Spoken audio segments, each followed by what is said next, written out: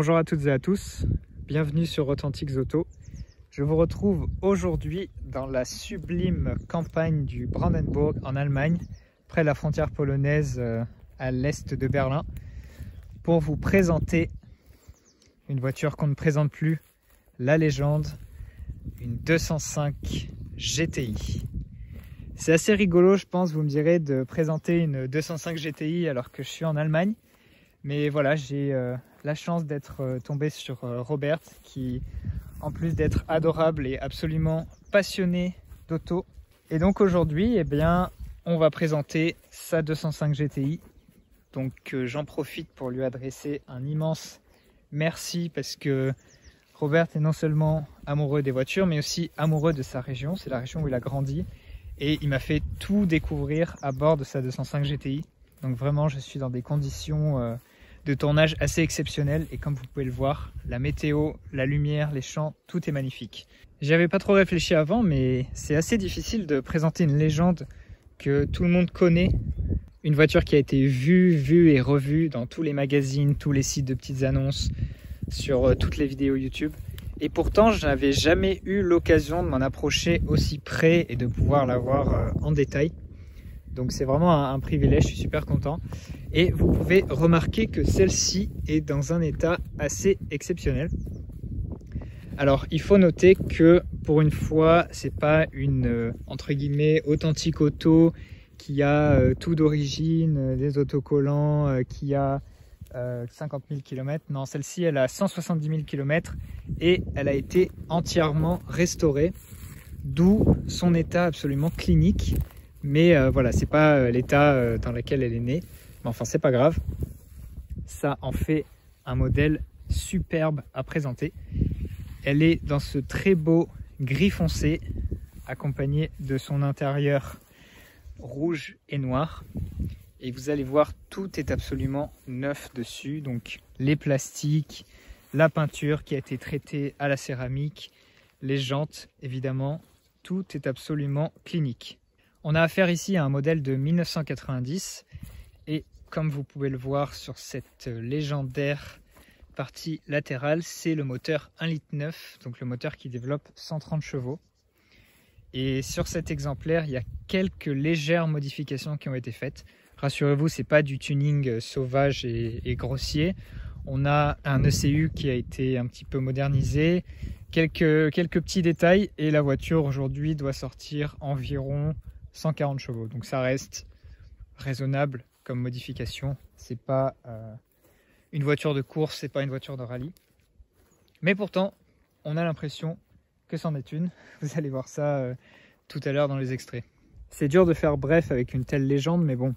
Je vais essayer de faire de mon mieux. Donc, la 205 GTI, c'est la réponse de Peugeot à la Golf GTI, mais aussi à la Super 5 GT Turbo. Au début des années 80, c'était la mode des petites citadines en survêtement qui étaient toutes plus tonitruantes les unes que les autres.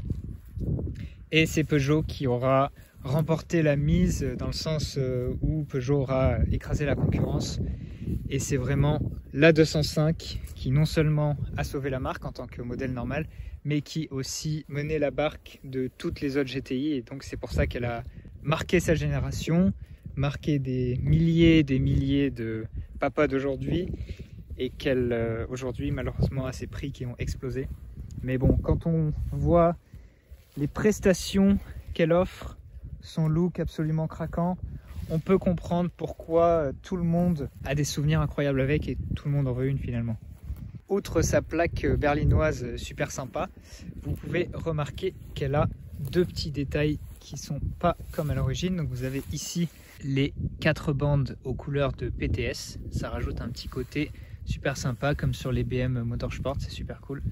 Et puis une paire d'anti-brouillard cibillés, voilà, juste ce qu'il faut pour lui rajouter un petit peu de piment sans pour autant en faire trop. À mon avis, mon élément préféré sur la 205 GTI, ce sont ces jantes superbes, seulement en 15 pouces et qui pourtant, je ne sais pas pourquoi, me paraissent immenses, en tout cas me paraissent bien grandes pour une voiture de l'époque. C'est clairement pas une 205 de base. Et voilà, des jantes qui ont un design super simple, on dirait presque des jantes acier, Pourtant, c'est des petites jantes alu. Elles lui vont hyper bien. Elles sont célèbres. Et je préfère largement celles-ci aux jantes qui étaient disponibles en option avec les petits trous. Évidemment, tout au long de la carrosserie, vous avez cette bande de plastique avec la ligne rouge, les élargisseurs d'ailes. Et elle vient se terminer à l'arrière. Donc, outre le siglage latéral, vous avez sur le coffre le logo 205 GTI. Et puis ici, un petit échappement discret. Voilà, l'échappement n'a pas été changé non plus. Outre le travail extérieur qui a été exécuté à la perfection, vous allez voir aussi que l'intérieur est du même acabit, à savoir dans un état neuf, et neuf, vraiment neuf. Mais vous allez voir qu'il y a des petits détails qui la différencient d'une GTI classique. Si on commence avec la portière, vous remarquerez que ce n'est pas un contre-porte de 205 GTI, mais en fait c'est un contre-porte de 309 GTI avec ce revêtement en velours rouge, cette forme de haut-parleur. Voilà, ça a été rajouté par le propriétaire actuel en toute connaissance de cause, mais il trouvait que ça lui allait super bien et je suis aussi de son avis, et puis ça reste origine Peugeot. Bien sûr, tout au long de l'habitacle, vous avez la moquette rouge si caractéristique des GTI de l'époque. Et puis là, vous avez en plus des petits tapis qui sont siglés 205 GTI pour ajouter une touche encore plus personnalisée à la voiture. Les sièges, comme vous pouvez le voir, ont été complètement refaits. Ils sont un mix entre cuir et un tissu slash velours. Ils maintiennent très bien, ils sont assez mous, assez confortables. Peut-être un petit peu petits, mais bon, c'est normal, c'est une voiture des années 80. Et ils jouent beaucoup dans le caractère de l'intérieur, qui lui donne vraiment cet aspect course, cet aspect conduite dynamique.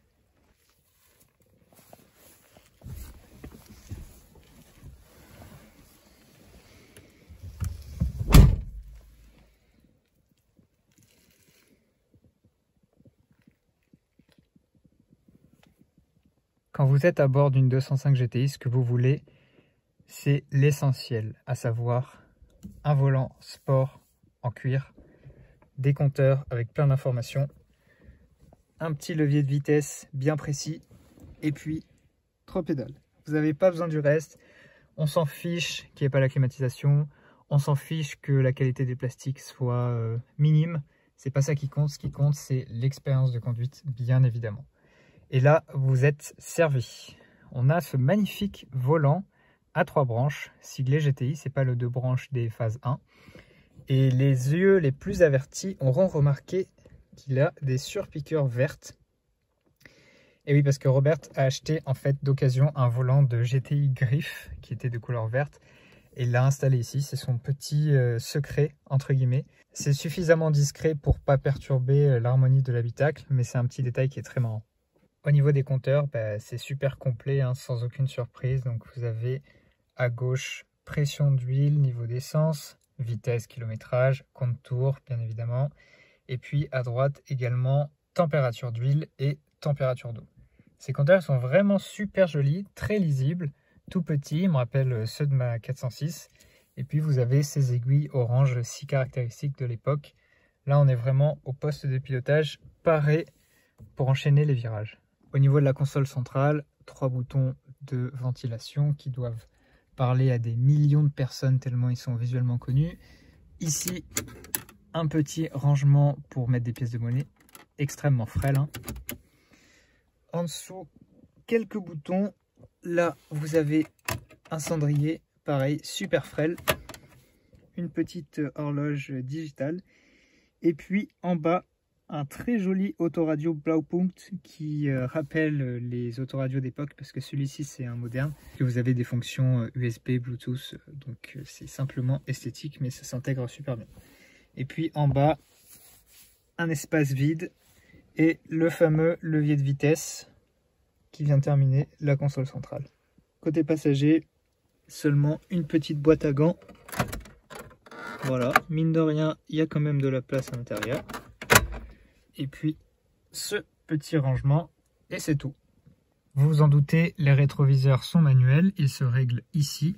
Et en fait, la seule assistance électrique que vous allez avoir dans la voiture, c'est les vitres électriques qui sont ici, conducteurs et passagers. Donc voilà, c'est le seul véritable luxe de cette voiture, mais on lui en demande pas plus. Ah si, j'oubliais, un autre luxe sur cette voiture, vous avez la condamnation centralisée.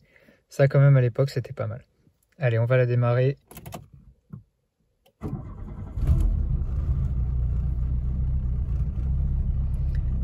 Ah, ça vibre, hein. C'est tout plastique, c'est les années 80, forcément ça vibre.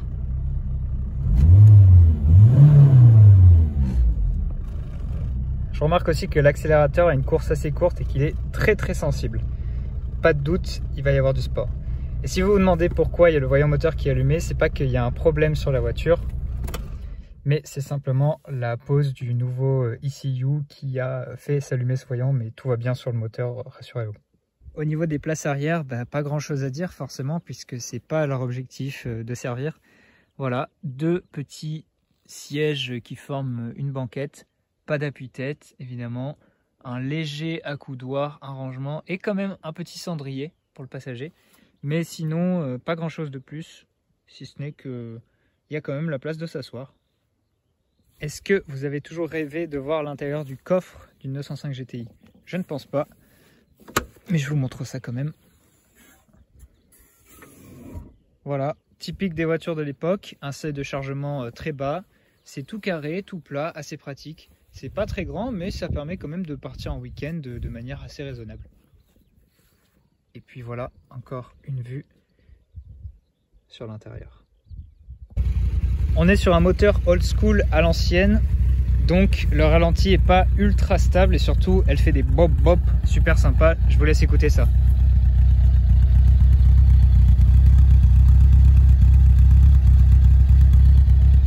Si ça donne pas envie d'aller arsouiller sur les petites routes, franchement.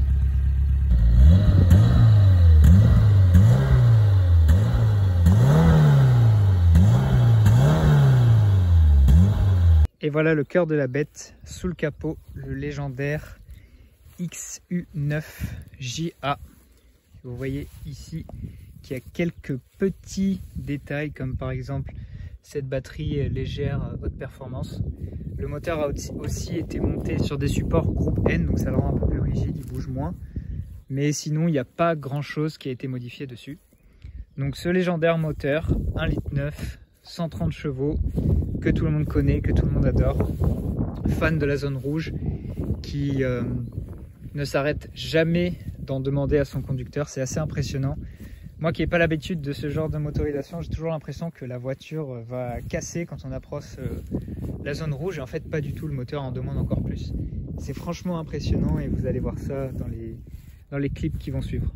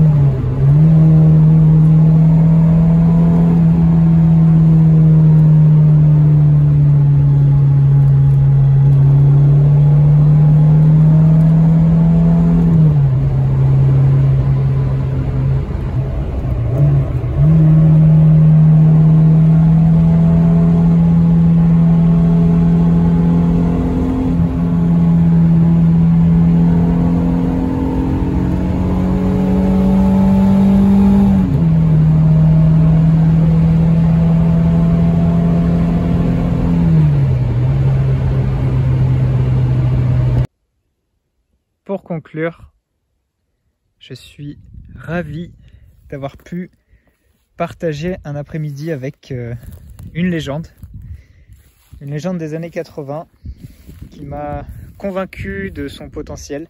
J'ai pu faire l'expérience de sa conduite pour le moins agressive. Je comprends vraiment pourquoi cette voiture a marqué les esprits, a marqué toute une génération. C'est un pur hommage au plaisir de conduite simple, mécanique, sans aide. Il n'y a pas d'ABS, il n'y a pas de direction assistée. Un hommage aussi à l'idée qu'une voiture, il n'y a pas besoin d'avoir des gros turbos, il n'y a pas besoin d'avoir beaucoup de fioritures. Il suffit d'avoir un châssis aux petits oignons, un moteur rageur et un poids hyper contenu. Voilà la clé. Et là, vous avez de quoi vous faire plaisir. Et peu importe l'âge de la voiture, aujourd'hui, elle est capable de surprendre pas mal d'autres voitures dans le trafic. Et surtout, elle donnera le sourire à quiconque en prendra le volant. Donc merci encore une fois à Robert de m'avoir amené ici dans la campagne allemande pour montrer sa GTI sur les plus belles routes qui soient. Merci beaucoup et merci à vous d'être toujours plus nombreux à me suivre, à liker et commenter les vidéos, ça me fait super plaisir.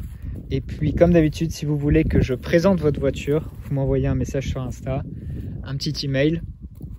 Et puis allez suivre la page Instagram de Robert qui s'affiche en bas à l'écran parce que ça vaut vraiment le coup. Il partage sa vie avec sa 205 en ligne, donc c'est super sympa. Et puis moi, comme d'habitude, je vous dis à la prochaine pour une prochaine vidéo. Allez, à bientôt.